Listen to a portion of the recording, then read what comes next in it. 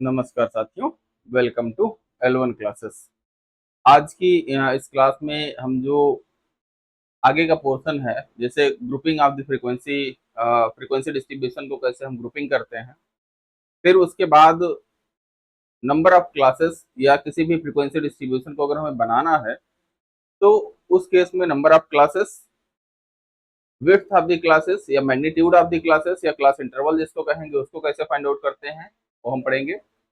फिर उसके बाद जो हमारे पास यहाँ पे सिलेबस है, उस सिलेबस में जो सिंपल बार डायग्राम या फिर जो ग्राफिकल या डायग्रामेटिक जो रिप्रेजेंटेशन ऑफ डेटा है, स्पेशली आज की क्लास में जो डायग्रामेटिक रिप्रेजेंटेशन ऑफ डेटा होता है उसमें हम लोग कुछ पोर्शन पढ़ेंगे। फिर उसके बाद अगली क्लास में हम लोग उम्मीद है कि अगली क्लास में हम लोग इस यूनिट को फिनिश कर लेंगे, तब हम लोग मेजर ऑफ सेंट्रल टेंडेंसी पे आएंगे। और एक चीज आपको यहाँ पे और बता दी जाए कि शुरुआत की जो 10 क्लासेस हैं जीएसओ 2025 की, ये यूट्यूब पर डेमो क्लास के रूप में फ्री ऑफ कास्ट रहेंगी। और यही क्लासेस जो सेम क्लास पढ़ाई जा रही है, यही क्लासेस पेड क्लासेस में भी रहेंगी शुरू की 10। और क्योंकि ऐसा कुछ यहाँ पे हमारा करने का प्लान नहीं है कि डेमो क्लास अलग हो और पेड क्लास अलग हो। शुरू की जो 10 क्लासेस रहेंगी ये डेमो क्लासेस और पेड क्लासेस की कॉमन रहेंगी। उसके बाद जो हमारे पास आगे का जो सिलेबस है, आगे का जो कोर्स है, वो मतलब पेड कोर्स के रूप में कंटिन्यू होगा। और जैसे जो यूनिट खत्म होगी उस पर एक सैटरडे के दिन, सैटरडे रात में किसी भी समय अब देख लेंगे हम लाइव आकर, प्रत्येक सैटरडे अब हम लाइव आके आपके साथ जो भी आपके कंफ्यूजन रहेंगे उस यूनिट से संबंधित उसका डिस्कशन करेंगे। और उससे जो रिलेटेड कुछ जो क्वेश्चंस रहेंगे, प्रीवियस ईयर के क्वेश्चन और जो नए क्वेश्चन हम अपने से बना के ले आएंगे, उन क्वेश्चंस को भी हम यहाँ पे सॉल्व करेंगे सैटरडे इवनिंग में। सैटरडे को प्रत्येक सैटरडे इवनिंग को, क्योंकि ऑफिस के कारण सैटरडे संडे का ही समय मिलता है, तो सैटरडे इवनिंग को हम लोग प्रत्येक सैटरडे अब लाइव रहेंगे। और उसके साथ साथ हम लोग जो भी आपकी क्वेरीज रहेंगी उसको सॉल्व करेंगे। अगर आवश्यकता होगी तो संडे को दिन में भी जो है मतलब आपको आपकी लाइव क्लासेस रहेंगी, जो भी आपका जिस तरीके की डिमांड रहेगी उस हिसाब से यहाँ पे क्लासेस रहने वाली हैं। ठीक है, तो आज की क्लास आइए हम लोग स्टार्ट करते हैं। ये हमारा L1 क्लासेस का टेलीग्राम ग्रुप और जेसो। अब इसके बाद यहाँ पर टेलीग्राम सॉरी यूट्यूब चैनल है L1 क्लासेस का, ये टेलीग्राम का लिंक। और अगर आप L1 क्लासेस प्रयागराज अगर आप सर्च करते हैं तो जो लोगो लगा हुआ है, इस लोगो के साथ आपको एक ऐप मिलेगा प्ले स्टोर में। और ये ऐप एंड्रॉयड वर्जन के लिए अभी के लिए है, और आईफोन और जो कंप्यूटर में जो सॉफ्टवेयर इंस्टॉल होते हैं या फिर जो उसके एप्स होते हैं उनके लिए अभी नहीं है, ये केवल एंड्रॉयड वर्जन के लिए बना हुआ है। तो एंड्रॉयड वर्जन पे ही काम करेगा। तो उस पर एक ऐप ये मिलेगा L1 क्लासेस का, उस पर जाके रजिस्टर करके L1 क्लासेस के जो कोर्सेज चल रहे हैं उन कोर्सेज की आप लोग वहाँ पे जानकारी ले सकते हैं। और किसी भी कोई परेशानी की स्थिति हो तो नंबर यहाँ पे लिखा गया है, इस नंबर पे आप लोग संपर्क कर सकते हैं। और जो भी हमारा यहाँ पे कोर्स चल रहा है उस कोर्स से संबंधित सारी जानकारी आपको मिलेगी, और उसके साथ आप उसमें एडमिशन ले सकते हैं। और यहाँ पे जो L1 क्लासेस का जो प्रैक्टिस सेट का पोर्शन है, जो SSC CGL JSO के लिए स्पेशली डिजाइंड है मेरे द्वारा, तो वो भी आपको यहाँ पे एक्टिव कर दिया गया है। अब उसमें भी आप जाके एडमिशन ले सकते हैं, और उससे संबंधित जो भी आपकी प्रैक्टिस है, जो भी क्वेरीज हैं, वो आप लोग उसको वहाँ पे सॉल्व कर सकते हैं। हमारा ये मानना है कि लगभग कम से कम 50 प्रैक्टिस सेट यहाँ पे आपको अपने से सॉल्व करना चाहिए, जो L1 क्लासेस ने प्रोवाइड किए हुए हैं। और धीरे धीरे अभी पूरे 50 प्रैक्टिस सेट नहीं उस पर अपलोडेड हैं, धीरे धीरे जैसे जैसे यूनिट आपकी खत्म होगी वैसे वैसे उस पर प्रैक्टिस सेट अपलोड होते रहेंगे, और आप उसको अटेम्प्ट करते रहेंगे। कितनी बार भी अटेम्प्ट कर सकते हैं, कोई इसमें इशू नहीं है, कोई रिस्ट्रिक्शन नहीं है। ठीक है, और उसके साथ जो जो कोर्स रहेगा उसका PDF उसी के साथ अटैच कर दिया जाएगा प्रैक्टिस सेट का। और ताकि आप लोग उसको प्रिंट आउट निकाल के, या जो भी आपके एग्जाम के समय रिवीजन का पोर्शन रहेगा, जिस तरीके से आप लोग वहाँ पे रिवाइज करना चाहते हैं उस तरीके से आप लोग उस प्रैक्टिस सेट को रिवाइज कर सकते हैं। ठीक है, तो हमारा ये मानना है कि कम से कम 50 प्रैक्टिस सेट आप लोग यहाँ से हल करिए। 20 प्रैक्टिस सेट के आसपास हम कोशिश करेंगे, 20 से 25 प्रैक्टिस सेट हम आपको कोशिश करेंगे कि यूट्यूब पे लाइव आके हम सॉल्व करवाएं प्रत्येक सैटरडे सैटरडे, और उसके साथ जो आपके कंफ्यूजन हो वो कंफ्यूजन वहाँ पे दूर किए जाएंगे। ठीक है। तो अब आज की क्लास में यहाँ पे देखिए हमारे 2024 के जो बैच है, जो सीजीएल का 2024 का जो बैच गया है, उसमें ये जो हमारे हीरो लोग हैं ये सेलेक्ट हुए हैं ऑनलाइन क्लास, और ऑफलाइन से भी जो है मतलब टोटल 19 लोगों का सिलेक्शन हुआ है ऑनलाइन क्लास से, और 12 या 13 जो है सिलेक्शन हुए हैं ऑफलाइन क्लास से। ठीक है। और उसमें कुछ असिस्टेंट प्रोफेसर हुए हैं भाई लोग, तो उनको जो है अभी बधाइयाँ इस क्लास के माध्यम से। और कुछ एक दो लोग जो है आईएएस हुए हैं, पुराने स्टूडेंट हैं बीएससी क्लास से, तो उनको भी बधाइयाँ आईएएस बनने की। और अब यहाँ पे हम लोग स्टार्ट करते हैं जो हमारा L1 क्लासेस का जो मतलब प्लेटफॉर्म है, वो आपको कोशिश ये हमेशा अग्रसारित रहेगा कि आपको बेस्ट एजुकेशन प्रोवाइड की जाए। और अगर आपको चैनल अच्छा लगता है, पढ़ाया हुआ यहाँ पे जो कंटेंट दिया जा रहा है अच्छा लगता है, तो अपने इष्ट मित्रों में भी शेयर करते रहिए, ताकि थोड़ा सा जो है मोटिवेशन और इम्प्रूवमेंट मतलब कोचिंग का भी हो सके। ठीक है। और अब यहाँ पे हम लोग आते हैं, यहाँ पे देखिए फ्रीक्वेंसी डिस्ट्रीब्यूशन है, और यहाँ पे फ्रीक्वेंसी डिस्ट्रीब्यूशन और diagrammatic presentation of frequency distribution, ये चीजें पढ़नी है। हाँ, एक चीज और है कि अगर आपको पढ़ाने में कोई चीजें नहीं समझ में आती हैं, या आपको लगता है कि मतलब कुछ इस तरीके से पढ़ाया जाना चाहिए था, तो वो सजेशंस भी जो है L1 क्लासेस आप लोगों के माध्यम से प्राप्त करने का इच्छुक रहता है। जो भी उचित सजेशन रहेंगे वो सजेशंस यहाँ पे एक्सेप्ट किए जाएंगे। ठीक है। तो यहाँ पे अब जो हमारे पास यहाँ पे फार्मिंग है, यहाँ पे फ्रीक्वेंसी डिस्ट्रीब्यूशन की फार्मिंग कैसे करते हैं, तो उसको देखते हैं हम लोग। तो forming of grouped frequency distribution, सामूहिकृत बारंबारता वितरण का नियम। तो अब इसमें देखेंगे तो हमारे पास जो यहाँ पे है चीजें, the construction of frequency distribution consist of 3 steps. आवृत्ति वितरण मतलब जो आवृत्ति वितरण है या फ्रीक्वेंसी डिस्ट्रीब्यूशन है का निर्माण 3 चरणों में होता है। पहला चरण यहाँ पे है कि we choose the class interval into which the data are to be grouped। ठीक है। सबसे पहले हम क्या करते हैं, हम उस वर्ग अंतराल को या क्लास इंटरवल को चुनते हैं जिसमें हमें डेटा को वर्गीकृत किया जाना है। स्टर्ज का फार्मूला है नंबर ऑफ क्लासेस को ज्ञात करने का, कि कोई भी हमारे पास रॉ डेटा है तो स्टर्ज का फार्मूला है k बराबर 1 + 3.322 log 10 बेस n। ठीक है। तो वो अभी आएगा क्लास में, आगे मतलब है पीपीटी में। तो उसमें यहाँ पे देखेंगे स्टर्ज के फार्मूले से हम लोग जो हमारे पास नंबर ऑफ क्लासेस हैं, जो हम क्लास बना रहे हैं, जो हमारे पास फ्रीक्वेंसी डिस्ट्रीब्यूशन को फॉर्मेशन में नंबर ऑफ क्लासेस हैं, उस फार्मूले से हम निकालते हैं। ठीक है। तो यहाँ पे सबसे पहले हम क्या करते हैं कि हम क्लास इंटरवल को यहाँ पे चूज करते हैं या उसको यहाँ पे बनाते हैं सबसे पहले। फिर इसके बाद करते हैं क्या कि we tally the data into appropriate group. हम डेटा का उपयुक्त समूह में, हम डेटा को उपयुक्त समूह में गिनते हैं, मतलब उसे टैली करते हैं। तो यहाँ पे जैसे आपको पिछली क्लास में भी शायद बताया गया है कि क्लास इंटरवल रहेगा और यहाँ पे टैली मार्क रहेगा। ठीक है। फिर यहाँ पे फ्रीक्वेंसी रहेगी। तो क्लास इंटरवल मान लीजिए 0 से 10 है, 10 से 20 है, और यहाँ पे टैली मार्क कुछ इस तरीके से लगाया जाएगा, ये 5 हुआ, ये 3 हुआ, या एक और खींच देंगे 4 हुआ। तो यहाँ पे इसको काउंटिंग करके यहाँ फ्रीक्वेंसी लिख देंगे, और मतलब ये टैली मार्क जो है इसको काउंट करके यहाँ पे लिख देंगे, तो ये हमारा फ्रीक्वेंसी हो जाएगा और ये हमारा क्लास इंटरवल हो जाएगा। ठीक है। तो यही चीज यहाँ पे करना है कि हर एक रॉ डेटा के करस्पॉन्डिंग जिस ग्रुप में आ रहा है वहां पे एक टैली मार्क खींचेंगे, और बाद में उस टैली मार्क को काउंटिंग करके फ्रीक्वेंसी के रूप में हम लिख देते हैं। ठीक है। तो ये क्या हो गया, क्लासेस, क्लास इंटरवल, और यहाँ पे फ्रीक्वेंसी। तो ये हमारे पास एक फ्रीक्वेंसी डिस्ट्रीब्यूशन का निर्माण हो जाएगा। तो तीसरे स्टेप में क्या है कि number of items must be counted in each group. यही चीज यहाँ पे कह रहे हैं कि इसको काउंट करके यहाँ पे लिख देंगे प्रत्येक जो ग्रुप है उसके करस्पॉन्डिंग जो टैली मार्क है उसको काउंटिंग करके यहाँ पे हम लिख देंगे, तो ये हमारा फ्रीक्वेंसी हो जाएगी और ये हमारा क्लास इंटरवल हो जाएगा। ठीक है, तो अब यहाँ पे हम लोग देखते हैं स्टर्ज का फार्मूला क्या था, नंबर ऑफ क्लासेस को ज्ञात करने का स्टर्ज का फार्मूला क्या है। तो यहाँ पे देखेंगे तो स्टर्ज ने एक नियम बनाया,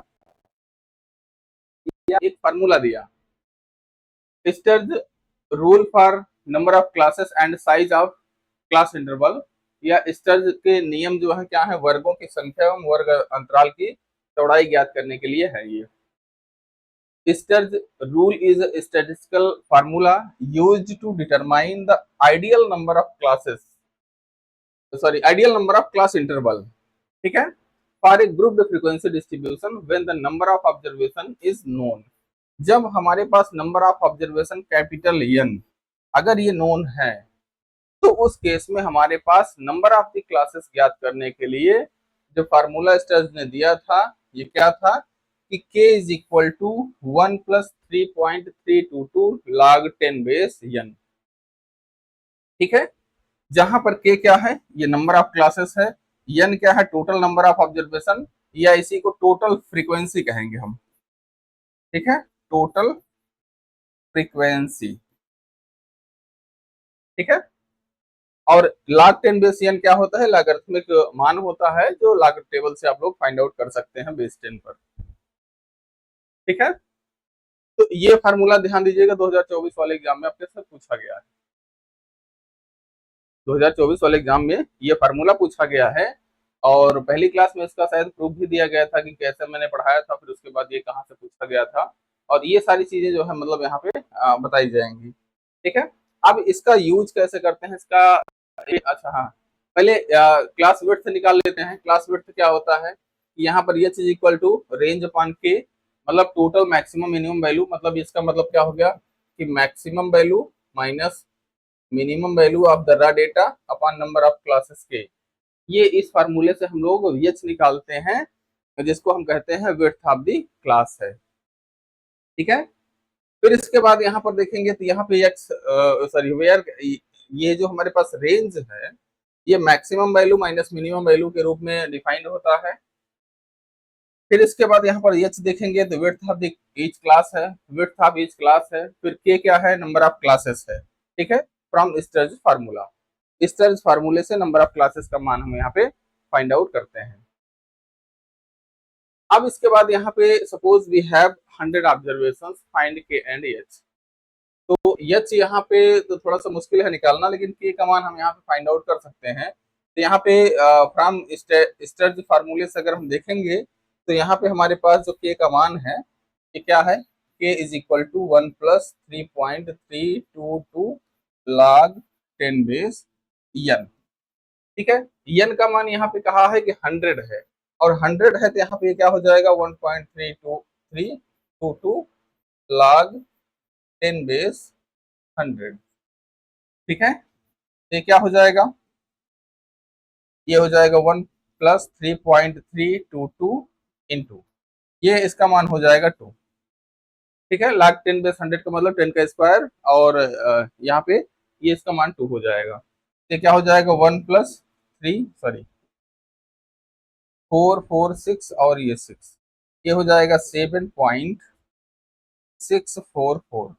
ध्यान में रखिएगा जब इस तरीके का मान आए के का, जैसे आप लोग मैथमेटिक्स में काम समय या चाल समय वाले पोर्शन में करते हैं कि कुछ व्यक्ति हैं, मान लीजिए 5 व्यक्ति किसी काम को 10 दिन में करते हैं, तो 11 व्यक्ति उसी काम को कितने दिन में करेंगे। तो कुछ अगर जब वहां पे पॉइंटेड मान आता है, तो अगर नंबर ऑफ डेज 3.5 आ गया, या नंबर ऑफ वर्कर, या 11 दिन में कितने मजदूर उस काम को, कितने मतलब 11 दिनों में कितने मजदूर उस काम को फिनिश करेंगे। तो अगर इस तरीके से जब बातें आ जाती है तो वहां पे अगर नंबर ऑफ वर्कर्स अगर या नंबर ऑफ मजदूरों की संख्या अगर वहां पे 10.5 हो जाए, तो इसका मतलब ये नहीं होता कि हम उसको 10.5 मजदूर लगाएंगे या आधा मजदूर काट देंगे बीच से, ऐसा कर नहीं सकते हैं।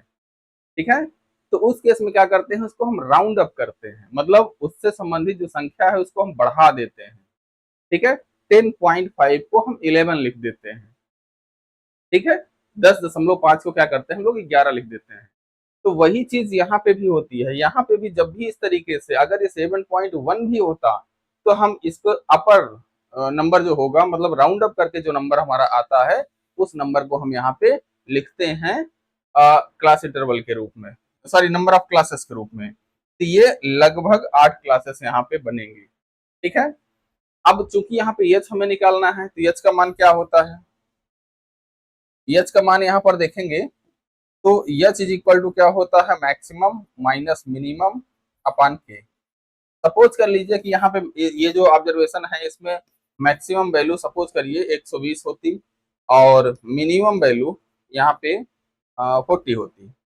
तो इस केस में हम यहाँ पे इसको कैसे निकालते, 120 minus 40 upon number of classes क्या है 8। तो ये क्या हो जाएगा 80 और 8 ये हो जाएगा 10। 10 का आपके पास क्लास इंटरवल रहेगा, ठीक है।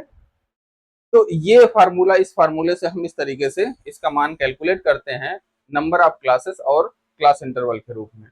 तो पिछली बार आपके पास जो क्वेश्चन आया था उसमें केवल फार्मूला पूछा था, हो सकता है इस बार न्यूमेरिकल पूछ ले, तो इसीलिए आपको न्यूमेरिकल बताया गया। पिछली बार शायद हमने न्यूमेरिकल नहीं बताया था, केवल फार्मूला ही बताया था। और आई थिंक हमको लग रहा कि जहां तक हमें उम्मीद है कि वो शायद नहीं बताया गया था, अब होगा। पिछले साल की क्लास है, इस साल का इम्प्रूवमेंट रहेगा ये। तो इसमें क्या है कि यहाँ पे जो भी हमारे पास फार्मूला है, जो भी हमारे पास यहाँ पे मान है, इस मान को ध्यान में रखिएगा कि कैसे कैलकुलेट करते हैं, ये बहुत इंपॉर्टेंट होता है। तो यहाँ पे जो फार्मूला है, यहाँ पे कुछ लोग 7.644 ये नंबर आने पे हो सकता है कुछ लोग विकल्प 7 आंसर कर दें या आंसर पर टिक कर दें, तो वो गलत होगा। हमेशा इस केस में राउंड अप किया जाएगा, ध्यान में यही चीज रखना है कि 7.5 क्लासेस नहीं बनाएंगे। 7.5 क्लास कौन सी होती है, अरे 7.5 कोई नंबर थोड़ी ना होता है। क्योंकि हमें मतलब एक तरीके से देखा जाए तो हमें जो नेचुरल नंबर है उसमें हम उनकी संख्या रखते हैं। या तो जैसे मैं कह दूं कि इस क्लास में, हमारी जो क्लास देख रहे हैं, ये 3.5 लोग हैं, 5.5 लोग हैं, तो ये कोई मतलब नहीं होता है। मतलब उसमें क्या है कि हमें कंप्लीट, यहाँ पे कंप्लीटनेस के साथ नंबर को बताना होता है। या तो 4 आदमी देख रहे हैं, या 10 आदमी देख रहे हैं, 15 देख रहे हैं, 100 देख रहे हैं, 1000 देख रहे हैं, इस तरीके से, ठीक है। तो इसका मतलब ये नहीं होता है कि यहाँ पे हम उस नंबर को पॉइंट में रखेंगे, हमेशा उस नंबर को हम राउंड अप करके लिखते हैं, ठीक है। तो ये हुआ आपका स्टर्ज फार्मूले का यूज करते हुए नंबर ऑफ क्लासेस और विड्थ ऑफ द क्लास निकालने का तरीका, ठीक है। अब इसके बाद यहाँ पे हमारे पास कुमुलेटिव फ्रीक्वेंसी डिस्ट्रीब्यूशन आ रहा है। कुमुलेटिव फ्रीक्वेंसी डिस्ट्रीब्यूशन बहुत ही इंपॉर्टेंट डिस्ट्रीब्यूशन है, जिसके माध्यम से हम हर एक पार्टीशन वैल्यू फाइंड आउट कर सकते हैं, चाहे वो मीडियन हो, चाहे क्वार्टाइल हो, चाहे परसेंटाइल हो, डेसाइल हो, या फिर उसके बाद जो भी, मतलब उसमें और भी अगर पोजिशनल एवरेज की बात कर जाए, जो भी पोजिशनल एवरेज हैं, जैसे परसेंटाइल 99 होते हैं, डेसाइल 9 होते हैं, क्वार्टाइल 3 होते हैं, ठीक है। तो इनका मान हम कैसे फाइंड आउट करेंगे, किस तरीके से हम इनका मान निकालेंगे, वो तरीका हम आपको अभी थोड़ी देर बाद बताएंगे।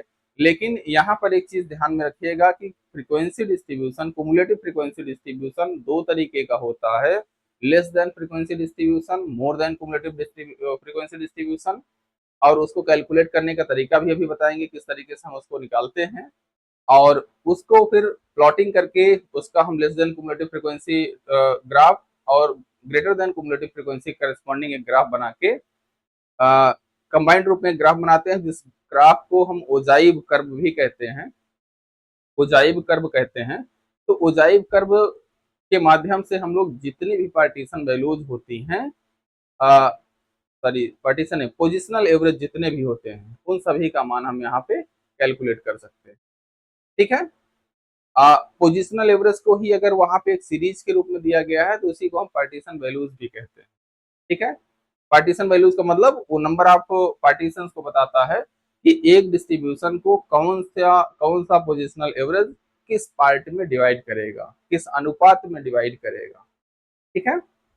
तो वो चीजें जब हम सेंट्रल टेंडेंसी या जो हमारे पास अभी हिस्टोग्राम वाला चैप्टर आएगा या हिस्टोग्राम वाली जो क्लास होगी, फ्रीक्वेंसी पॉलीगॉन या अजाइब कर्व बनाने वाली जो क्लास होगी, उसमें हम लोग उसको देखेंगे। लेकिन उससे पहले यहाँ पे कुमुलेटिव फ्रीक्वेंसी डिस्ट्रीब्यूशन के बारे में हम लोग पढ़ते हैं। तो a cumulative frequency distribution shows the total number of observations that fall at below or at above a certain class limit। ठीक है, संचयी बारंबारता वितरण वह तालिका होती है जिसमें यह दर्शाया जाता है कि किसी विशेष वर्ग सीमा तक या उससे ऊपर कितने मान उपस्थित हैं। ठीक है, अब यहाँ पे हम देखते हैं कि सबसे पहले हमारे पास इसके दो प्रकार है। पहला यहाँ पे क्या है, less than cumulative distribution, sorry less than cumulative frequency. तो लेस देन कुमुलेटिव फ्रीक्वेंसी में क्या करते हैं, से कम, इसको संचयी बारंबारता हिंदी में बोलते हैं। Frequencies are added from top to bottom, ऊपर से हम नीचे तक फ्रीक्वेंसीज को ऐड करेंगे। और ये जो फ्रीक्वेंसीज हैं ये क्या शो करती हैं, shows the number of values less than the upper limit of A class. प्रत्येक वर्ग की ऊपरी सीमा से कम मानों की कुल संख्या को ये दर्शाता है। मतलब upper limit, less than upper limit की बात यहाँ पे की जाती है कि अपर लिमिट से नीचे जितने भी संख्या है जहां से डिस्ट्रीब्यूशन की शुरुआत हुई है, उसको हम यहाँ पे दर्शाते हैं less than cumulative frequency distribution के माध्यम से। फिर मोर देन कुमुलेटिव डिस्ट्रीब्यूशन है। तो यहाँ पे more than cumulative frequency distribution में क्या होता है कि frequencies are added from bottom to top, इसको निचले स्तर से ऊपर की ओर जोड़ते हैं। हम भी एक क्वेश्चन बताएंगे इस पे। तो इसमें क्या करते हैं कि यहाँ पे जो हमारे पास बॉटम से टॉप की ओर हम ऐड करते हुए चले जाते हैं, और ये जो हमारे पास फ्रीक्वेंसी होती है, मोर देन कुमुलेटिव फ्रीक्वेंसी जो होती है, इसमें क्या होता है कि shows the number of values greater than or equal to the lower limit. प्रत्येक वर्ग की निचली सीमा से अधिक या बराबर मानों की कुल संख्या को दर्शाता है ये। ठीक है, तो अब हमारे पास यहाँ पर देखेंगे तो जो use of cumulative frequency distribution है, इसका यूज कैसे करते हैं। तो अब यहाँ पे यूज पहले हम पढ़ लेते हैं, फिर इसके बाद हम इस पे एक क्वेश्चन करते हैं। ठीक है, यूज में क्या है कि to draw the ogive curve बनाने के लिए यहाँ पे इसका इस्तेमाल होता है। Find median, quartile and percentile, माध्यिका, चतुर्थांश या प्रतिशत प्रतिशत ज्ञात करने के लिए, अरे सॉरी, प्रतिशतक, प्रतिशतक मतलब क्या है, परसेंटाइल होता है। प्रतिशतक ज्ञात करने के लिए इसका उपयोग किया जाता है। मतलब क्वार्टाइल, डेसाइल, परसेंटाइल, मीडियन, जो भी हमारे पास पोजिशनल एवरेज हैं या पार्टीशन वैल्यूज हैं, उनका मान हम यहाँ पे फाइंड आउट करते हैं इस ग्राफ से। और इसके बाद फाइनली क्या होता है, to summarise data trend in education, demography etcetera, शिक्षा, जनसांख्यिकी इत्यादि क्षेत्रों में डेटा की प्रवृत्तियों को संक्षेप में प्रस्तुत करने के लिए इसका उपयोग किया जाता है। ठीक, तो आइए इस पे एक छोटा सा हम न्यूमेरिकल देख लेते हैं क्वेश्चन, कि यहाँ पे लिख देते हैं क्वेश्चन कि find less than and more than cumulative frequency of the following data।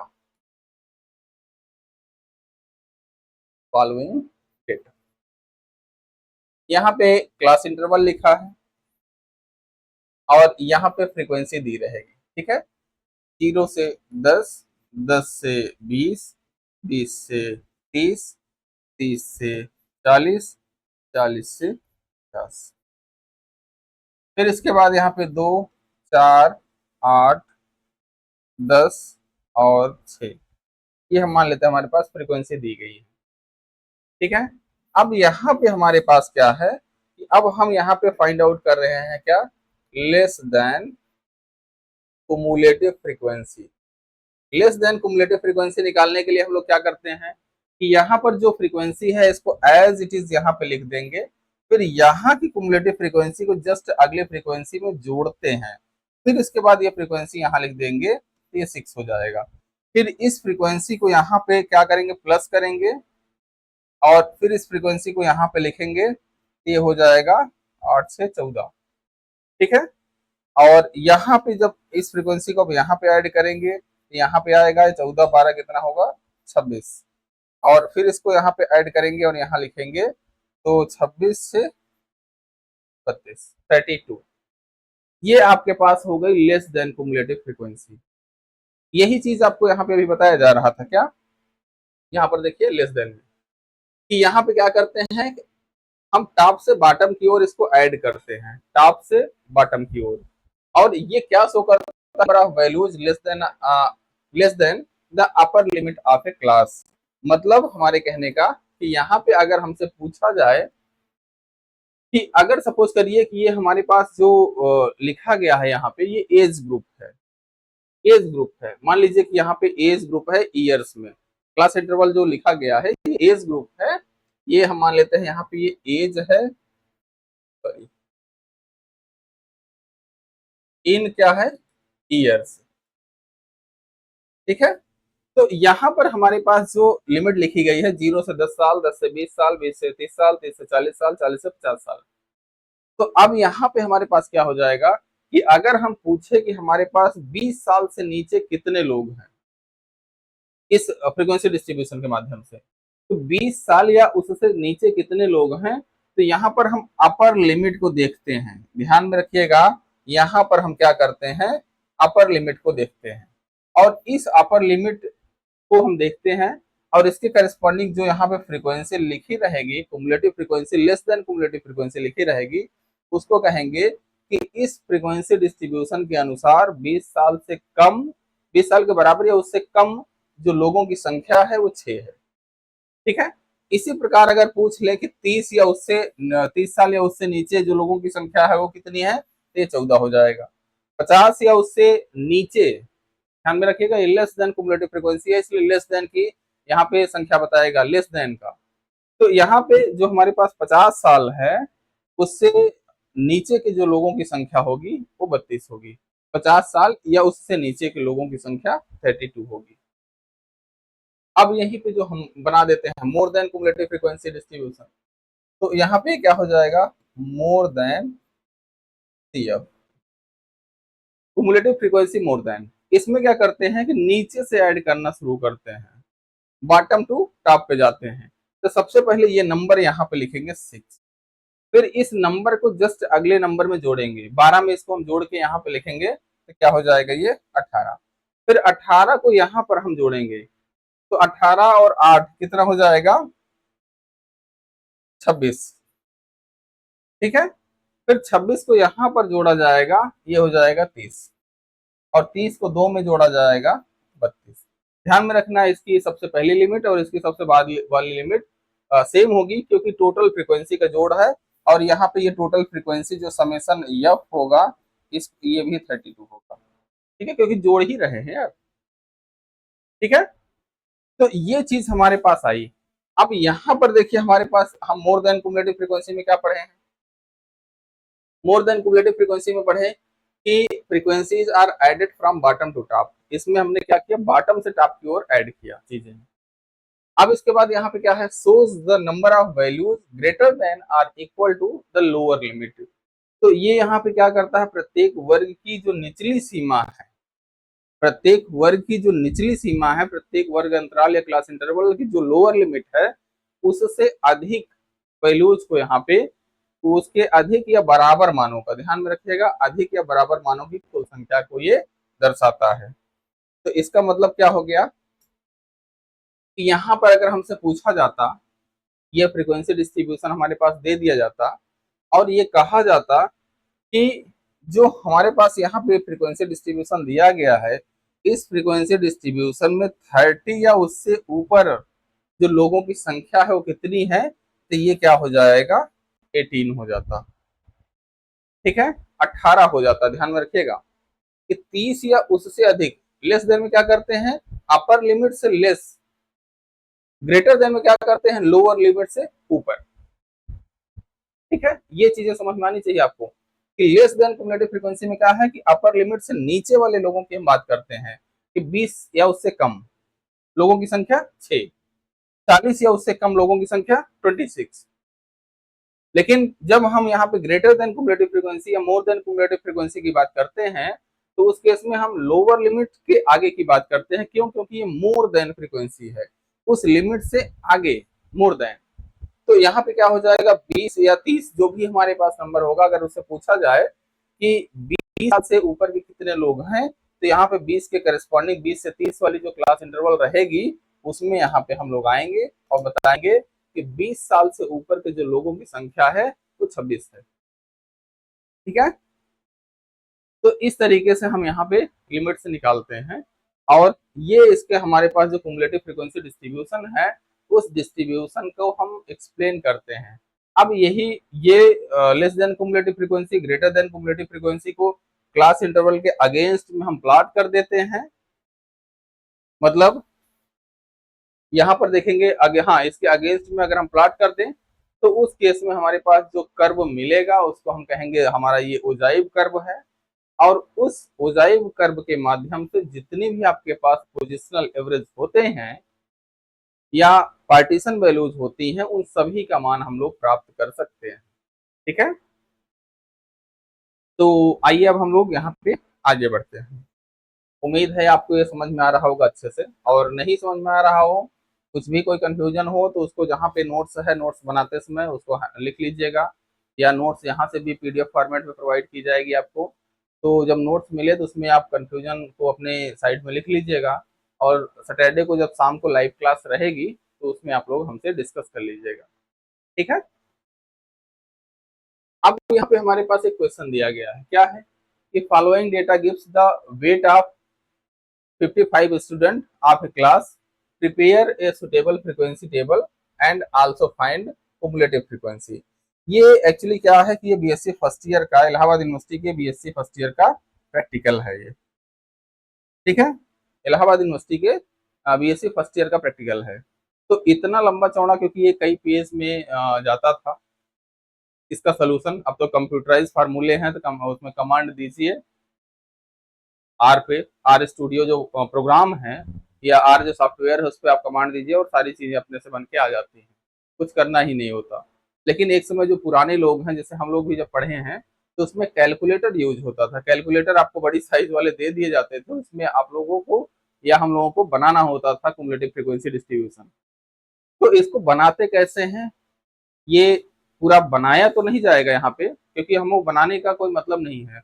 इसमें नंबर ऑफ क्लासेस और क्लास विड्थ कैसे निकालते हैं वो हमारे इंपॉर्टेंस का है, वो हमारे काम का है, हम उसी को पढ़ेंगे। फिर उसके बाद इसकी ग्रुपिंग जो है केवल कमांड भर होती है कि इसको क्लास इंटरवल्स में डिवाइड करिए, और वो अपने से class interval number of classes calculate कर लेगा सॉफ्टवेयर।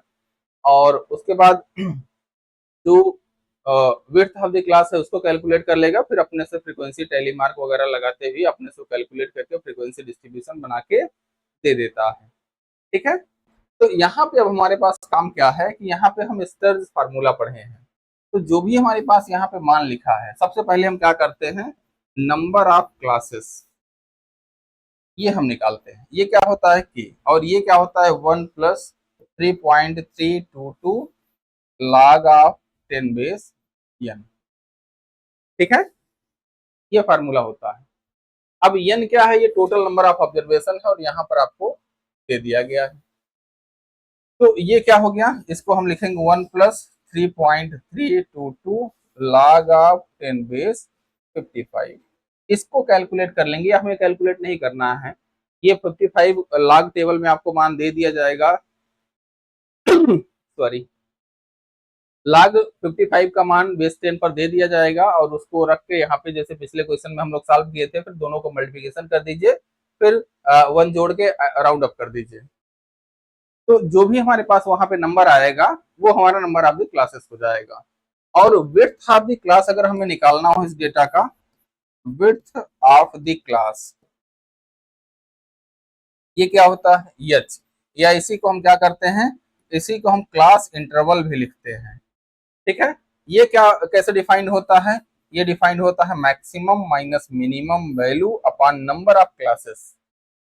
ठीक है। तो यहाँ पर देखेंगे तो हमारे पास सबसे मिनिमम वैल्यू 40 है और सबसे मैक्सिमम वैल्यू 115 है। ये पूरे क्लास में देख लेंगे, अगर आप चेक करेंगे तो सबसे छोटी वैल्यू यहाँ पे देखेंगे 40 है और सबसे बड़ी वैल्यू यहाँ पर देखेंगे तो 115 है। ठीक है। तो यहाँ पर इसको क्या लिख देंगे, 115 माइनस 40 अपान 1 + 3.322 log ऑफ 10⁻55। ये आपका मान हो जाएगा क्लास विड्थ का या क्लास इंटरवल का। इस फार्मूले के माध्यम से हम इसको सॉल्व करेंगे, फिर उसके बाद जो भी यहाँ पे मान आएगा उसकी हम यहाँ पे ग्रुपिंग कर देंगे। जो भी यहाँ पे के का मान या एच का मान, ठीक है, एच का मान जो भी आएगा उसके माध्यम से यहाँ क्लास इंटरवल लिखेंगे, फिर फ्रीक्वेंसी लिखेंगे, सॉरी टैली मार्क लिखेंगे पहले, फिर फ्रीक्वेंसी लिखेंगे। तो ये हो गया, फिर टैली मार्क, फिर उसके बाद फ्रीक्वेंसी। ठीक है। तो क्लास इंटरवल मान लीजिए कि यहाँ पे मिनिमम वैल्यू है 40, तो 40 से शुरुआत होगी उस क्लास इंटरवल की। जो यहाँ पे आपके पास डेटा दिया गया है इसमें मिनिमम सबसे छोटी वैल्यू क्या है, सबसे छोटा मान क्या है, 40 है।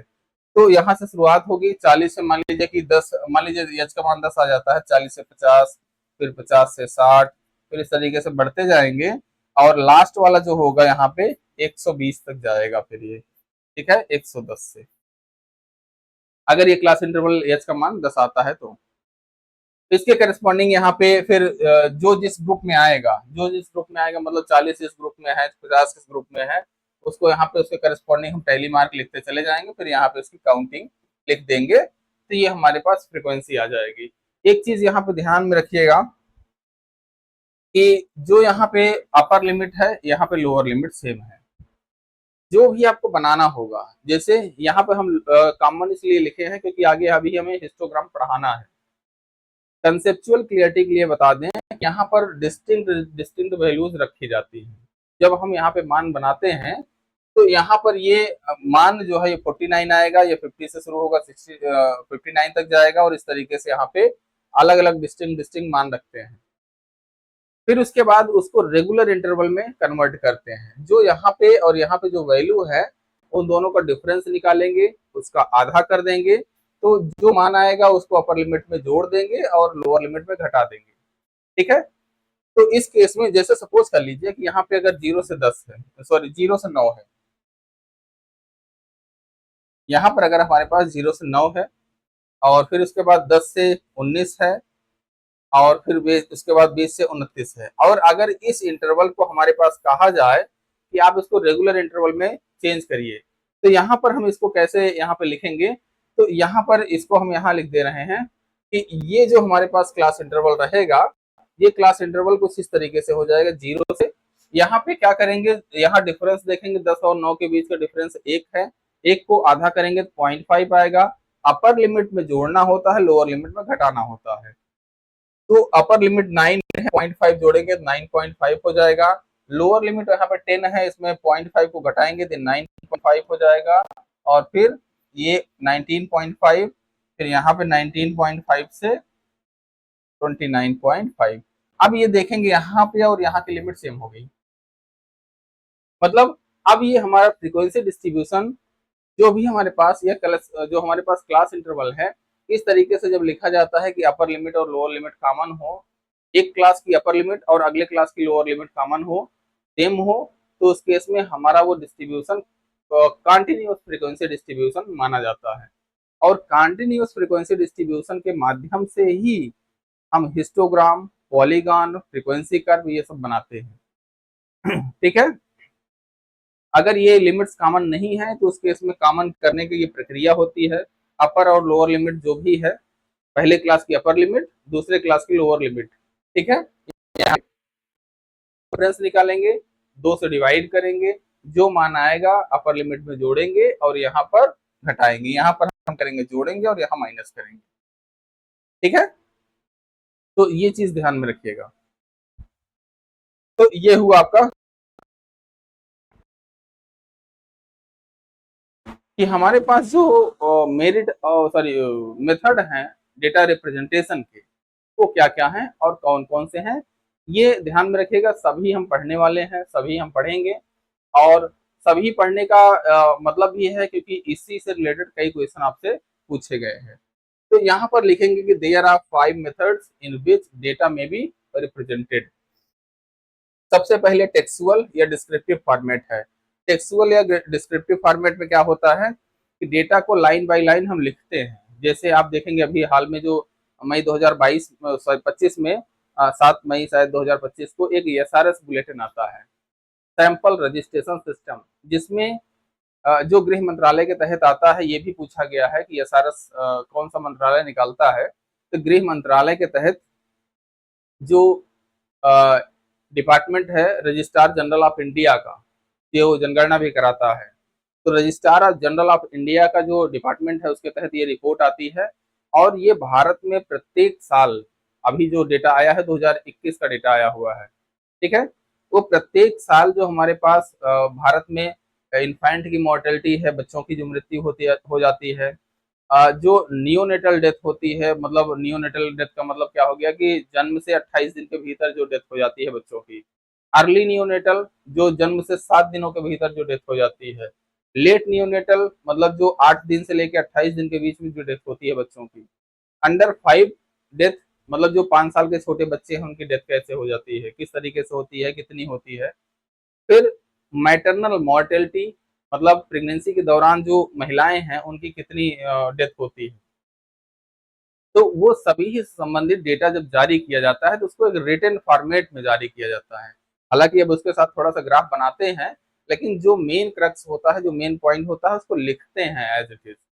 तो जो भी रिसर्च रिपोर्ट होती है, जो भी ऑफिशियल रिपोर्ट होती है, वो टेक्सुअल या डिस्क्रिप्टिव फॉर्मेट में ही यहाँ पे प्रेजेंट की जाती है, कहीं पे भी, ठीक है। तो जो भी ऑफिशियल डॉक्यूमेंट होता है वो इसी फॉर्मेट में आता है। अब इसमें सेमी टेक्सुअल में देखेंगे, अर्ध जो पाठ्य विधि है, इसमें क्या होता है कि कुछ पैराग्राफ के माध्यम से लिखा रहेगा और कुछ चार्ट बनाकर उसको प्रेजेंट कर दिया जाएगा। तो कुछ चीजें डायग्राम बना के रिप्रेजेंट की जाएंगी या चार्ट बना के रिप्रेजेंट की जाती हैं, और उसके साथ साथ कुछ चीजें ऐसी होती हैं जो उसमें लिखित होती हैं, तो उसको हम कहते हैं सेमी टेक्सुअल फॉर्मेट। फिर टेबुलर फॉर्मेट है, सारणीबद्ध विधि। तो सारणीबद्ध विधि में क्या करते हैं कि टेबुलर फॉर्मेट में हम क्या करते हैं कि जो हमारे पास डेटा है उसको टेबल के रूप में हम कंस्ट्रक्ट करते हैं, टेबल के रूप में उसको निर्माण करते हैं, उसको बनाते हैं। फिर उसके बाद यहाँ पे इसको कहते हैं कि ये हमारी श्रेणीबद्ध विधि है, ठीक है। फिर इसके बाद यहाँ पर देखेंगे तो डायग्रामेटिक रिप्रेजेंटेशन जो होता है, चित्रात्मक जो विधि है, इसको देखेंगे। तो जो डायग्रामेटिक रिप्रेजेंटेशन है उसमें डायग्राम के माध्यम से हम चीजों को एक्सप्लेन करते हैं, दिखाते हैं। और उसके बाद ग्राफिक रिप्रेजेंटेशन होता है, तो जो ग्राफिकल रिप्रेजेंटेशन होता है उसके माध्यम से हम चीजों को ग्राफ बना के दिखाते हैं। अब यहाँ पर देखेंगे टेक्सुअल फॉर्मेट। अब एक एक फॉर्मेट जो हमारे पास है, जो भी हमारे पास एक एक पॉइंट थे, 5 फॉर्मेट जो है, इसमें हम एक एक को यहाँ पे पढ़ने वाले हैं। तो सबसे पहला हमारे पास जो है वो टेक्सुअल या डिस्क्रिप्टिव फॉर्मेट है, ठीक है। टेक्सुअल या डिस्क्रिप्टिव फॉर्मेट, इसमें क्या होता है कि वन ऑफ ये इसमें जो पॉइंट है, one of the common method of presenting numerical data is used paragraph और टेक्स्ट।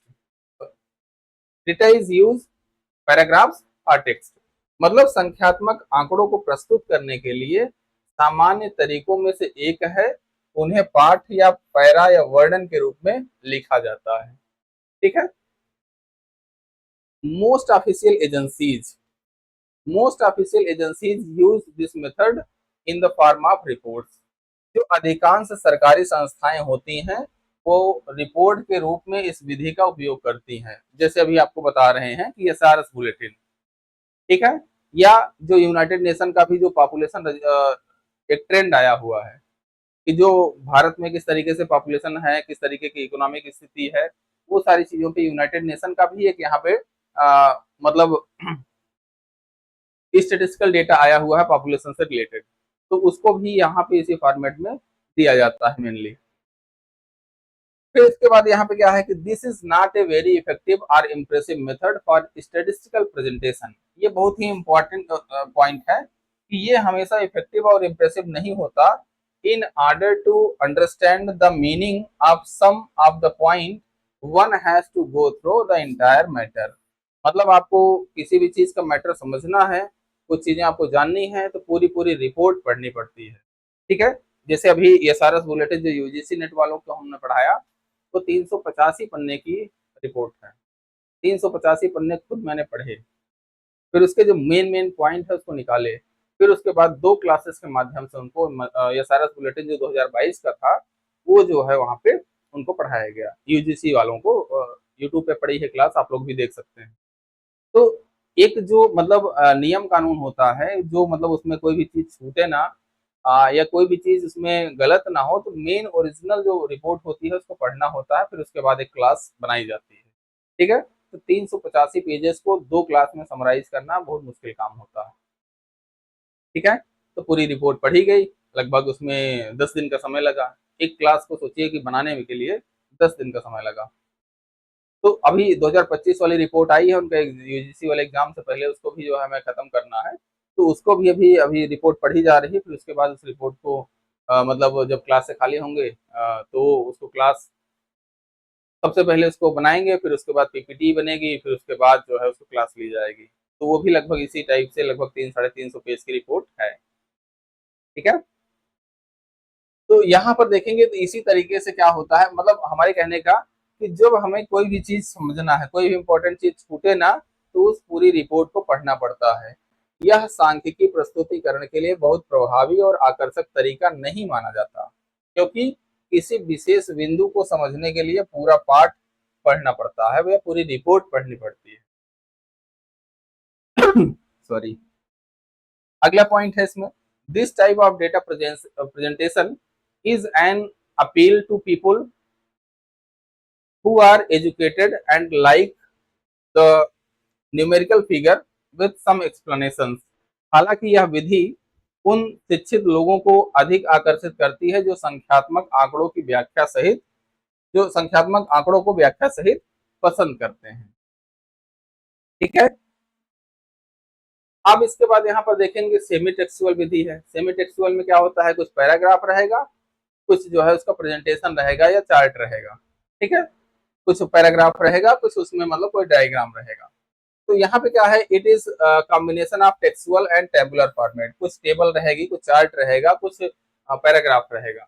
यह पार्ट है मतलब टेक्सुअल और सारणीबद्ध या टेबुलर रूपों का मिश्रण होता है। फिर इसमें क्या होता है कि दिस मेथड दो generally not used in practical work is useful when a few figure are to be presented with some instructions or information। हालांकि यह विधि व्यवहारिक कार्यों में सामान्यतः उपयोग नहीं की जाती, लेकिन जब कुछ ही आंकड़ों को कुछ निर्देशों या जानकारी के साथ प्रस्तुत करना हो तो यह उपयोगी होती है। ठीक है, इसमें क्या होता है कि कुछ पैराग्राफ रहेगा, कुछ उसके साथ साथ यहाँ पे चार्ट बनाया रहेगा, इसको सेमी टेक्सुअल कह देते हैं। ठीक है, अब इसके बाद जो हमारे पास है टेबुलर फॉर्म है। टेबुलर फॉर्म में क्या होता है, तो टेबुलर फॉर्म में क्या होता है कि tabulation is the process of presenting data systematically in the form of a table. ठीक है, यूजिंग रो एंड कॉलम।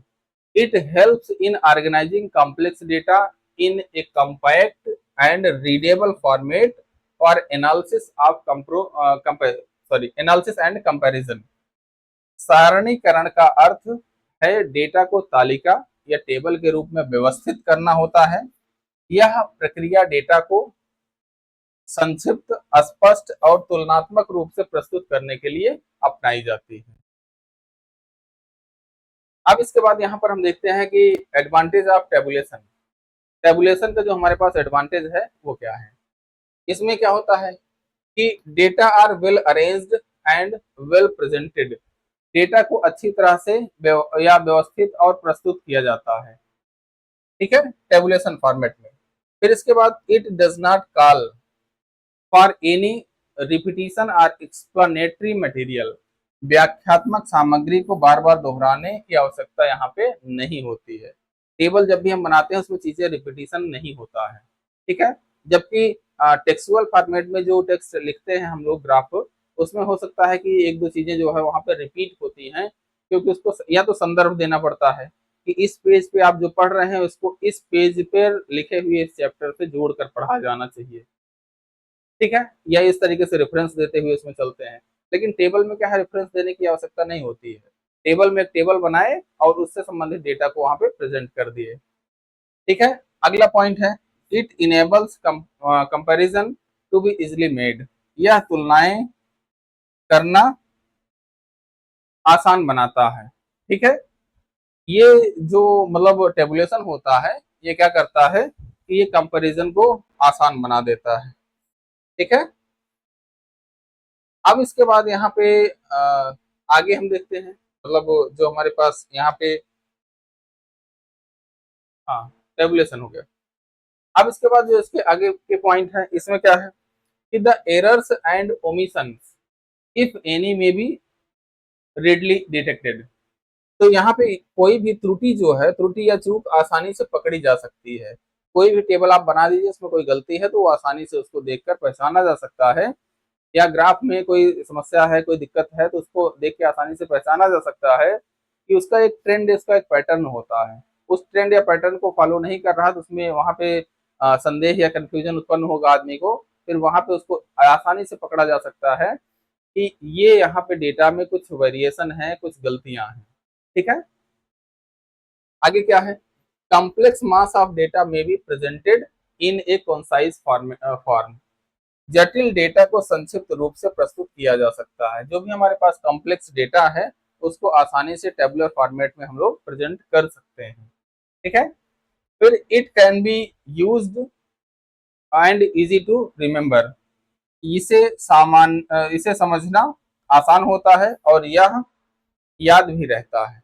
मतलब जो भी हमारे पास ग्राफ या चार्ट देख लेंगे तो उसमें किस तरीके का पैटर्न है वो आसानी से याद हो जाता है, ठीक है।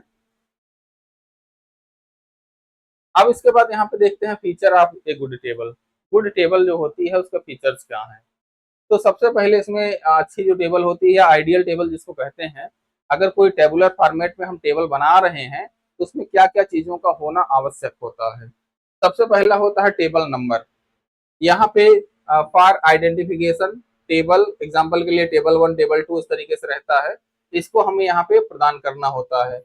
तालिका क्रमांक पहचान के लिए, जैसे तालिका 1, तालिका 2, जो भी जैसे मतलब एसआरएस की रिपोर्ट बता रहे हैं उसमें देखेंगे तो बहुत सारी टेबल बनी हुई है, बहुत सारे ग्राफ बने हुए हैं। इस तरीके से देखेंगे तो लगभग वो 385 पन्ने की जो है रिपोर्ट हो जाती है, ठीक है। वो बड़ी रिपोर्ट होती है, वो साल भर में गृह मंत्रालय के द्वारा जो है 2021 में वो रिपोर्ट तैयार करने का काम शुरू हुआ था, मई 2025 में प्रेजेंट किया गया। फिर इस तरीके से जो 2022 का डेटा है वो आगे किसी साल में गवर्नमेंट ऑफ इंडिया या फिर गृह मंत्रालय द्वारा जारी किया जाएगा।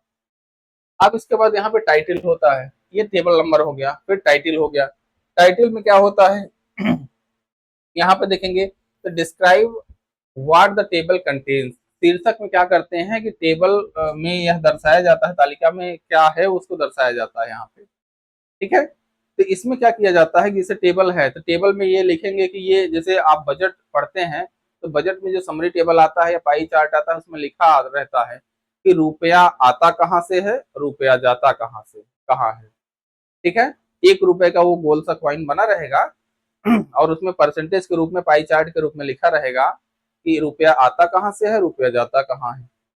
या कोई टैक्सेस है तो टैक्सेस में एक ग्राफ बना रहेगा, फिर कहा जाएगा कि ये 2022 में इतना टैक्स था, 23 में इतना है, 24 में इतना है, 25 में इतना है।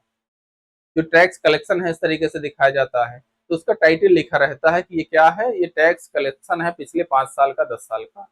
तो वहां पे प्रॉपर एक टाइटल लिखा होना जरूरी होता है। फिर इसके बाद हेडिंग्स जो होती हैं, हेडिंग्स में कैप्शन और स्टब होता है। पर कॉलम एंड रो, कैप्शन और स्टब क्या होता है अभी आगे देखेंगे हम लोग। तो शीर्ष जो पंक्तियां होती हैं और जो स्तंभ होते हैं उनका नाम यहाँ पे लिखा होना जरूरी होता है।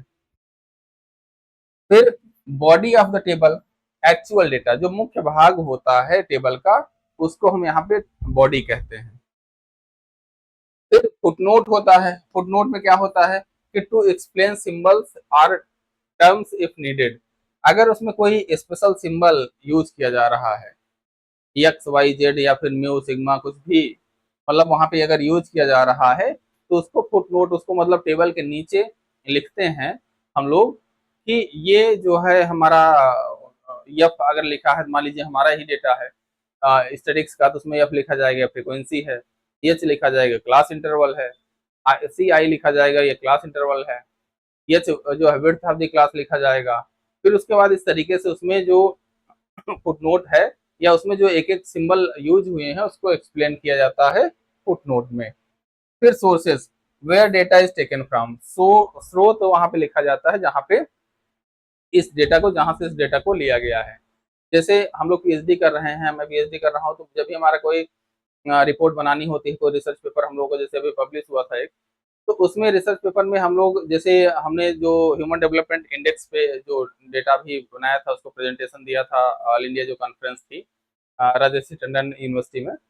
तो उसमें क्या हुआ था कि उसमें जो यहाँ पे रिपोर्ट है, जो हमारी रिसर्च रिपोर्ट है, उसको जब हम प्रेजेंट करते हैं तो डेटा जहाँ से लिया गया है उसका सोर्स बताना होता है कि हमने यूनाइटेड नेशन की इस वेबसाइट से उसका लिंक डालना होता है कि इस वेबसाइट से, या जो हमारे पास और भी जो सोर्सेस हैं उससे संबंधित उनके लिंक डालने होते हैं ताकि कॉपीराइट का इशू ना फंसे।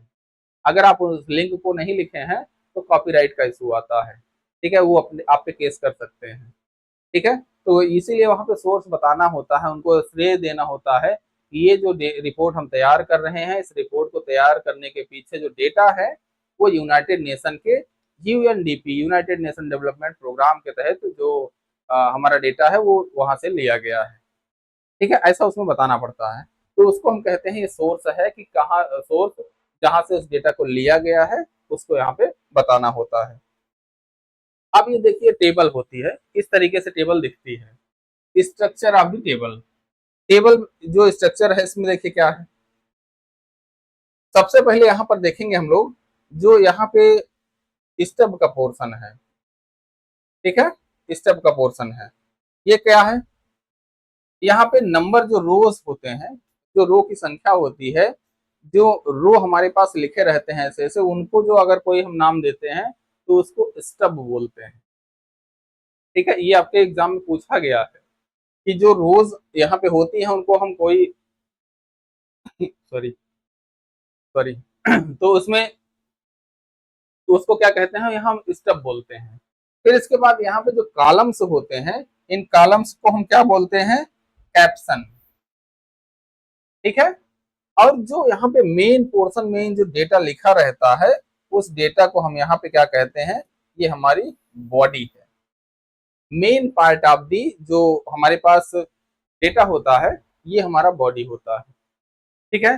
तो कैप्शन, स्टब और बॉडी, ये ध्यान में रखिएगा, ये पूछा गया है आपके एग्जाम में कि कैप्शन किसको कहते हैं, स्टब किसको कहते हैं, बॉडी किसको कहते हैं। तो जो टेबल का मेन पार्ट होता है जिसमें सारे डेटा, न्यूमेरिकल डेटा दिए रहते हैं, या जो भी डेटा वहां पे है वो दिया रहता है, तो उसको हम कहते हैं कि हमारा बॉडी है। जो कॉलम जो यहाँ पे लिखे गए हैं, जो कॉलम बनाए जाते हैं उनका जो सामूहिक नाम होता है उसको हम बोलते हैं कैप्शन, और जो रो है इसका जो सामूहिक नाम होता है उसको हम बोलते हैं स्टब। फिर इसके बाद टोटल जो भी है उसको कैलकुलेट कर लीजिए, कोई दिक्कत नहीं इसमें, ठीक है। फिर इसके बाद यहाँ पे टेबल नंबर, अगर जैसे अभी ये पीछे हम बता रहे हैं यहाँ पे चीजें, अगर टेबल नंबर देना हो तो यहाँ पे नीचे हम लोग लिख देते हैं कि फिगर या टेबल, ठीक है, 1 2 जो भी रहे, 1 2 3 4 इस तरीके से। और उसके बाद यहाँ पे ये सारी चीजें हो गई।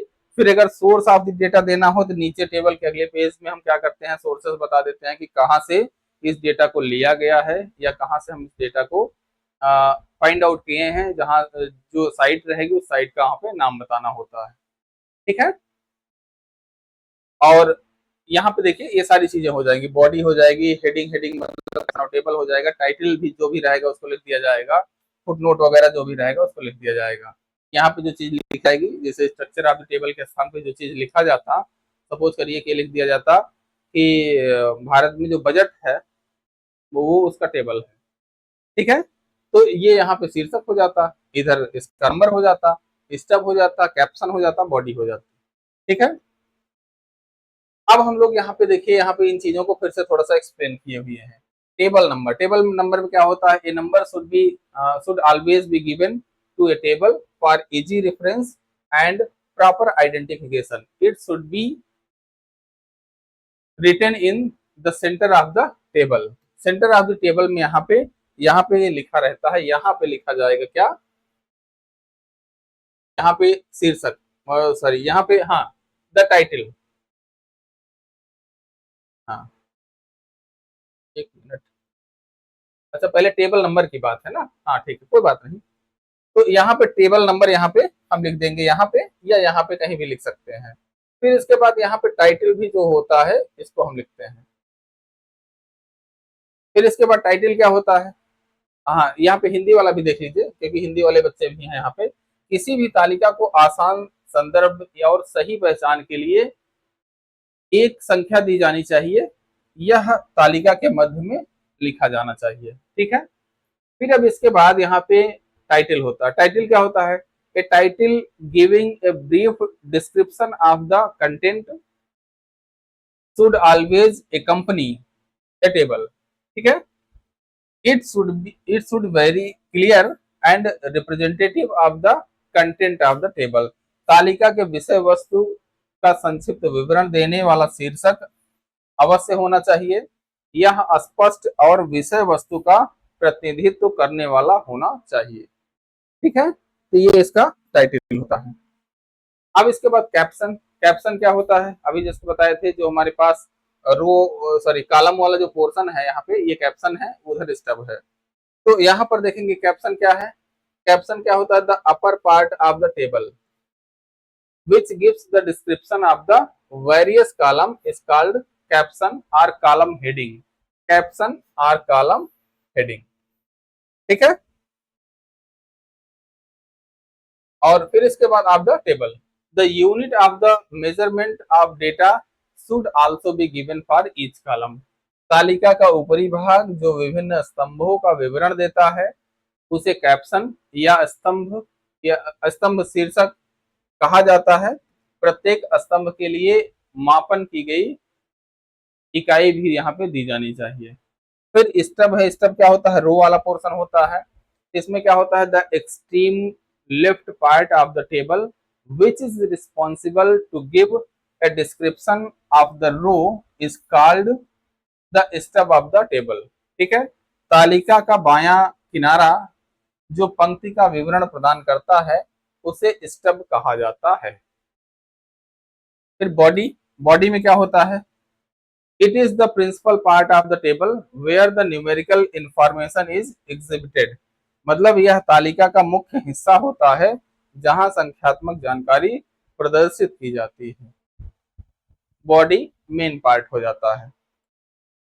अब इसके बाद यहाँ पर देखेंगे फुटनोट। फुटनोट में क्या होता है कि पाद टिप्पणी जो होती है ये क्या होती है, यहाँ पे some statement regarding the table और some additional explanation are given to understand the table. तालिका से संबंधित कुछ बयान या अतिरिक्त स्पष्टीकरण दिए जाते हैं ताकि तालिका को बेहतर तरीके से समझा जा सके, ठीक है। ये फुटनोट होता है। फिर सोर्स ऑफ द डेटा है। डेटा का स्रोत क्या है, it is given at the bottom of the table where sources of the data are indicated if included the name of the author, publisher, journal। मतलब इसमें इंक्लूड्स होते हैं क्या, ऑथर, पब्लिशर, जर्नल और एनी बुक का नाम जो है यहाँ पे शामिल होता है। यह तालिका के नीचे दिया जाता है जिसमें डेटा के स्रोत का उल्लेख होता है।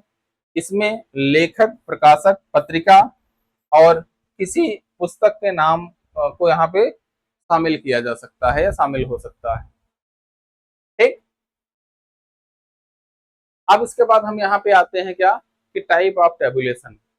टेबुलेशन हम कितने तरीके से यहाँ पे कर सकते हैं। तो simple tabulation, double tabulation, complex tabulation. इसमें क्या होता है, बेस्ड ऑन सिंगल कैरेक्टरिस्टिक, जैसे एग्जांपल जेंडर, एक ही गुण के आधार पे अगर हम किसी चीजों को यहाँ पे प्रेजेंट करते हैं तो उसको हम कहते हैं कि ये सिंपल तालिका है। डबल टेबुलेशन में क्या होता है, based on two characteristic, gender and age. दो गुणों के आधार पर जब हम तालिका का विवरण करते हैं, सारणीकरण करते हैं या टेबुलेशन करते हैं तो उसको डबल टेबुलेशन कहा जाता है। कॉम्प्लेक्स टेबुलेशन या जटिल जो सारणीकरण होता है इसमें based on more than to characteristics, दो से अधिक गुणों के आधार पर जो टेबुलेशन होता है वो किया जाता है। ठीक है, फिर इसमें सिंपल टेबल देख सकते हैं, यहाँ पे एग्जांपल के तौर पे लिखा गया है कि अगर एज ग्रुप दे दिया जाए और उसके साथ यहाँ पे स्टूडेंट की संख्या दे दी जाए। ठीक है, तो यहाँ पे ये जो हमारे पास है वो सिंपल टेबल है। क्यों? क्योंकि हमने एक ही क्वालिटी का यहाँ पे यूज किया, दैट इज एज। ठीक है, एज ग्रुप मतलब एक ही हमने जो है एज को एक बेस माना है, इसलिए यहाँ पे इसको हम कहते हैं सिंपल टेबल। अब इसके बाद यहाँ पर देखेंगे तो ये कॉम्प्लेक्स टेबल है। कॉम्प्लेक्स टेबल में क्या है, डबल टेबल का मतलब क्या होगा, एक उसमें पार्ट और जोड़ दिया जाएगा। यहाँ पे क्या है, कॉम्प्लेक्स हमने बना के दिखाया है, और ताकि इसी में जैसे मान लीजिए कि यहाँ पे नंबर ऑफ वर्कर ना होता, एज ग्रुप मेल और फीमेल। ठीक है, तो यहाँ पे क्या हो जाता है, एक एज ग्रुप हो गया, एक जेंडर हो गया, तो ये क्या हो जाता कि डबल टेबुलेशन हो जाता। लेकिन यहाँ पे वर्कर्स की संख्या मेल फीमेल और टोटल में हमने डिवाइड कर दी है, तो ये क्या हो जाएगा, कॉम्प्लेक्स टेबल हो जाएगा। इसमें क्या हो जाएगा, in this table two or more variable are given and stub and caption are subdivided into or more factors. ठीक है, तो ये इस पोर्शन का यहाँ पे क्या हो जाता है, कॉम्प्लेक्स टेबल का निर्माण करता है।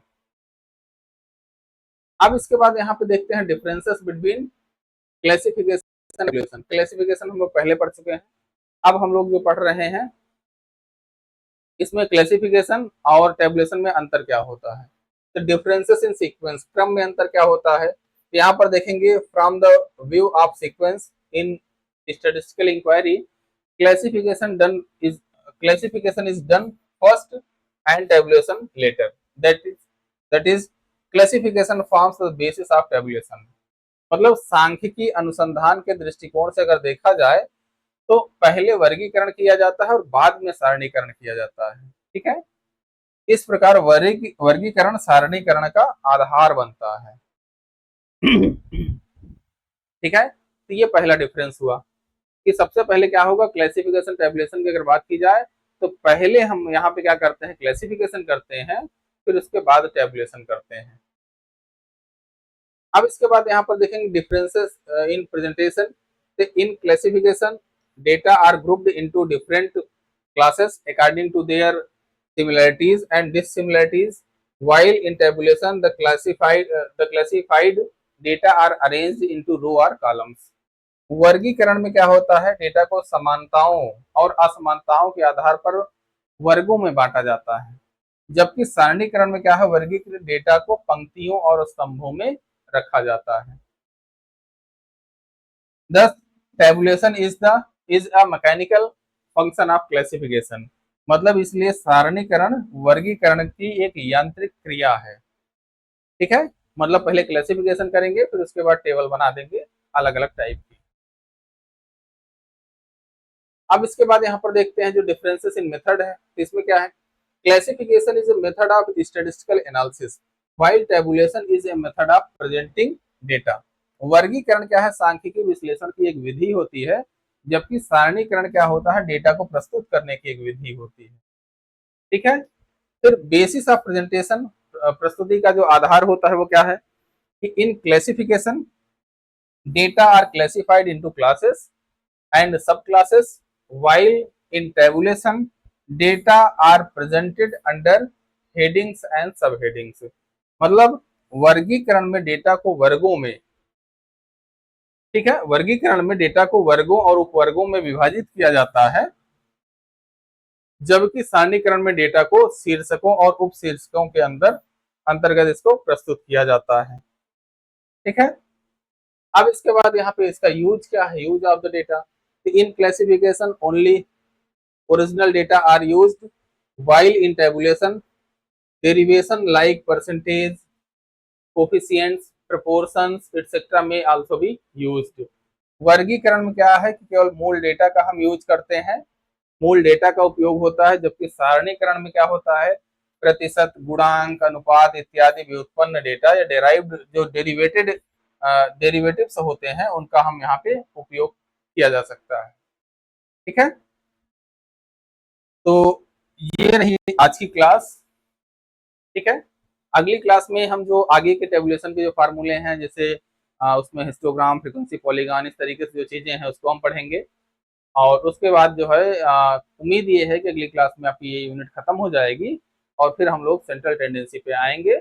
और शनिवार शाम के दिन, शनिवार को रात में हम लोग लाइव क्लास के माध्यम से इन चीजों को डिस्कस करेंगे, जो आपको कंफ्यूजन रह जाएगा। ठीक है, तो ये फिर से हम बता दें कि ये टेलीग्राम, सॉरी, यूट्यूब चैनल, ये टेलीग्राम का लिंक, किसी भी समस्या, दिक्कत, परेशानी की स्थिति में इस नंबर पे कॉल कर सकते हैं, मैसेज कर सकते हैं, जो भी होगा उसका प्रॉपर रिस्पॉन्स आपको दिया जाएगा। ठीक है, अपने इस मित्रों को क्लासेस शेयर करते रहिए, और ताकि अधिक से अधिक लोगों को फायदा हो सके। और जो भी यहाँ पे पढ़ने वाले स्टूडेंट हैं, उनको मैं एक चीज बता दूं कि अगर कोई भी गरीब आपके आसपास बच्चा है, जिसको लगता है कि ये फीस, मतलब इस कोचिंग की फीस देने में असक्षम है, तो उसको फ्री ऑफ कॉस्ट यहाँ से कोर्स प्रोवाइड कर दिया जाएगा। वो आप उस सुविधा का फायदा उठा सकते हैं। ठीक है, तो हम चाहते हैं कि पूरा भारत अच्छी एजुकेशन के साथ जुड़े, अच्छे से पढ़े। किसी भी टीचर से आप पढ़िए, हमें कोई एतराज नहीं, लेकिन आपके पास best quality of the education आनी चाहिए, जिससे आपकी तर्क शक्ति बढ़े और चीज़ों को एनालिसिस करने की, चीज़ों में सही क्या है, गलत क्या है, उसमें निर्णय लेने की क्षमता आप में विकसित हो सके। ठीक है, और सही निर्णय लेने की क्षमता रहेगी, तार्किक तरीके से आप निर्णय लेंगे, तो जीवन में कुछ भी करें, नौकरी करें या कोई बिजनेस करें या कहीं भी किसी फील्ड में जाएंगे, वहां पे आप अच्छा ही करेंगे। ठीक है, तो इन्हीं बातों के साथ आज की क्लास के लिए बस इतना ही। Thank you for this class, have a nice day.